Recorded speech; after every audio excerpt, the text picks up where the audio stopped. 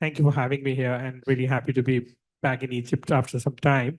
I'm also pessimistic, unfortunately, and I'm going to make us feel slightly gloomy again. And I think I come at it a little bit from the perspective of the so-called LDCs, and also I will zoom out and think a little bit globally. So I think the statistics, as you have already stated, are quite sobering. I think for at least of the 150 odd targets, 50% are weak and insufficient, 30% are stalled and reversed. So I think that's a pretty gloomy picture. And if we are to kind of stay on this path, then by 2030, almost a billion people around the world will still be living in extreme poverty. Over 100 million children will be stunted, and so really sobering statistics. I think to respond to your core question of why I think what is the impediment to, so to speak. I think the impediment was in some sense inbuilt, the way the SDGs were structured and conceived. So that's something I feel strongly. We have about 150 targets, so it's a huge agenda, and it's allegedly a universal agenda. But to me, it's a normative agenda, and the means of implementation for that agenda have not been thought through. I think that was the main problem. And when I talk about the means of implementation, finance and financial resources obviously is a major one and for many of the LDCs that I work in, you know, um, some sort of financing, global financing, ODA, is quite critical. The ODA targets within the SDGs themselves were about 7% GDP for OECD countries, and other forums about 1%. But effectively now only 3% of uh, 0.3, only 0.3% of GDP of OECD countries is going towards the implementation of SDGs. So it's less than half. And within that, I think the problem is the balance between what is the grant-based mechanisms and what are debt-based mechanisms, right? So within ODA also, we see that the debt-based mechanisms are increasing, and the grant-based are decreasing, and in many countries, I think 300.3 about 3.3 billion people, more than 40% of the world's population, live in countries where more is spent on debt repayments than on education and health, right?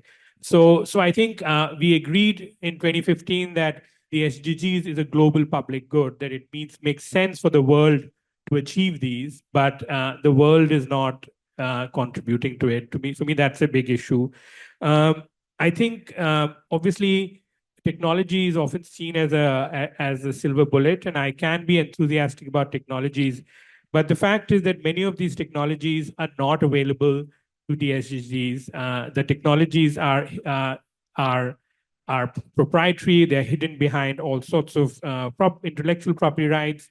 Even basic technologies for access to medicine, and IPR waivers, trip waivers, and so on and so forth, didn't come through. Even if you look at even COVID did not convince the global community to waiver IPR on medical technologies, right? So I think technology can be a tool, but yes, I mean, I come from an emerging market. We have innovation ecosystem, but there are many countries and neighboring countries to India who don't, and they don't have access to those sorts of technologies that they need. I think so. I think those are the kind of bigger issues around means of implementation, and I think that to me is one big challenge.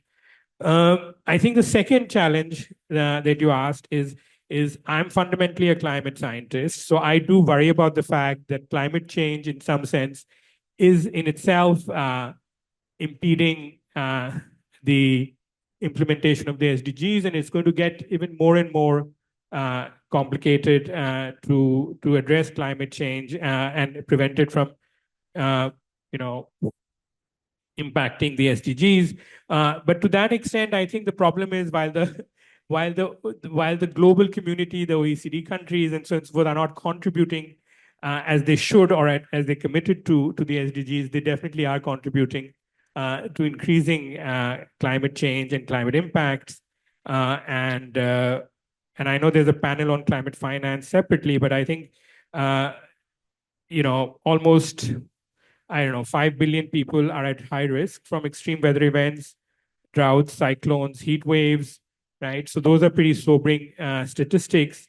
And a major issue with the SDGs was that there is an SDG on climate change, but there are it's one of the weakest SDG. SDG number 3 on climate change is really to take urgent action to combat climate change and impact. It does not commit to any finance or any means of implementation.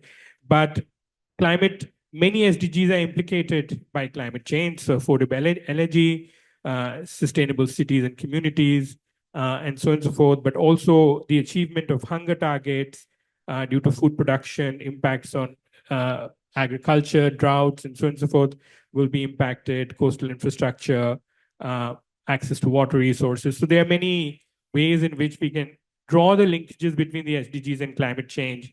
And I think the failure of the world to act decisively on climate change is also a major impediment and will continue to be. So those are, I mean, sorry for being pessimistic. I'm a really otherwise optimistic individual, but I have to be somewhat, I'm sorry for a pessimistic response, but yeah, I do have an optimistic suggestion. No, thanks. So maybe I'm going to zoom out a little bit, right? And I'm thinking more from, as I said, from a global perspective, and something that I've been worried about, and also, I do think that the environment is a really important part of the whole SDG picture. So, I mean, something that I've written about and I try to suggest is that in addition to the SDGs, we need to have another set of goals, and I call them the SCGs, which is the Sustainable Consumption Goals. And I think we have lots of talk of AI and how AI is transforming the economies in the West and the emerging economies. But the AI has a huge energy footprint. The data centers now in Ireland, I was reading in The Guardian, are consuming more energy than the country itself, right?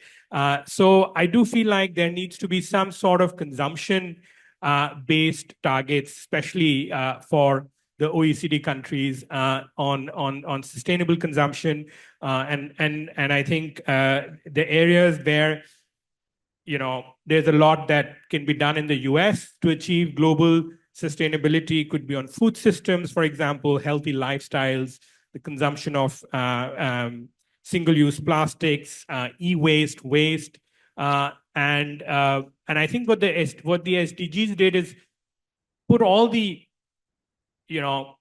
onus of global action, creating global public goods on the developing countries, and I think. Yes, we can't wait for technology and we can't wait for ODA, and all those conversations are now almost dated. But I definitely think as we move forward to restrict climate impacts on poor countries and so on and so forth, we really do need to address the issue of rising consumptions. And this is something that we see within India also. The rising middle class, the consumption of, say, energy. Or many things that are affecting the lives and livelihoods of everybody is 10 to 20 times than the one who's consuming the least. So I think the have-nots and leaving no one behind. This is just an exploratory idea, but something that I'm really keen to think about is that as we move forward, thinking about what comes after SDGs, we really need to think about sustainable consumption goals. So I think, I mean, I'm going to try to respond to that. 2 minutes, please. At two levels, right? So of course, the first one is that why is the inter-country cooperation not happening? This we saw, for example, if you take the example, I don't know, let's say vaccines when COVID happened, is that when it gets tough, then countries think about themselves, right? They hoarded vaccines. They close down their borders, and this whole kind of multilateralism and the world order, in some sense, collapsed. Aid ineffectiveness is very often, and also institutions and all of that. Those are old tropes of arguing against supporting the needs of the least developing countries. So those are the sorts of reasons, I think, and now increasingly we see in sort of, at least in the Indo-Pacific and other areas, that aid and cooperation is all tied to geopolitical interests and connectivity. Right. So I mean, I don't know how to change that the world order challenges, but I definitely think I'm a believer in multilateralism. So I do believe strongly in the re-strengthening of global institutions around the UN and so on and so forth, right? And I don't want to get into a whole thing on what sorts of those changes are needed, but I do think SDGs has to be, and has to be a global, is creating global public goods, and it has to be a global effort.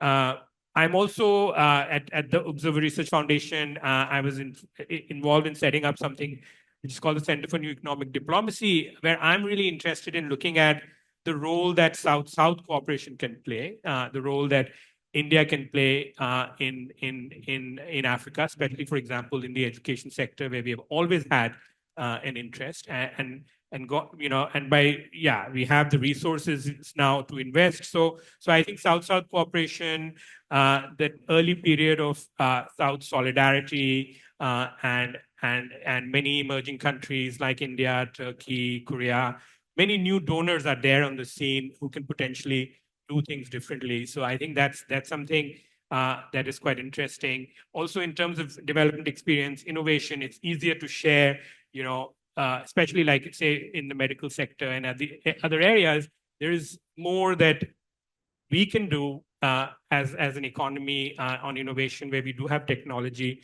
that is immediately applicable. So I think the role of, that's my personal project in life, which is the role of the emerging economies in kind of working with each other, especially with share and not getting back and sharing technology more freely.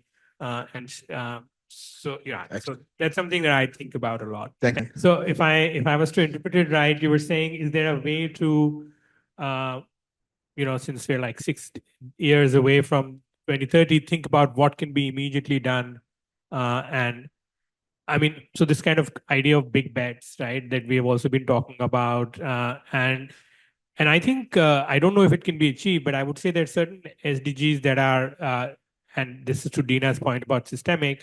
I do feel like education is a major area where massive investments can lead to systemic change, but also and when I talk about education, it's also R&D and so on and so forth. So I think that's a big area. The other area, I mean, I think I like to think about is the health sector, because I feel like someone who works on climate, I know what the impact climate change is going to have on health, and particularly extreme heat and so on and so forth, or vector-borne diseases. So I think that's another big bet, and an area that we need to think about, where we could have systemic impact. It could deal with issues of hunger, malnutrition, and some of those serious problems. So I would say health, education are really critical areas. I also feel like when it comes to energy, we are at a tipping point. Like, I feel like there I'm quite optimistic that transitions are happening and new energies are coming on board. And I think we're around the corner from solving the crisis around energy access and poverty, largely driven by technology, right? So I think that's another area of interest, and it also makes for the private sector, private capital to flow into that area, because these are bankable projects, right? So I would say, let me leave it with those three.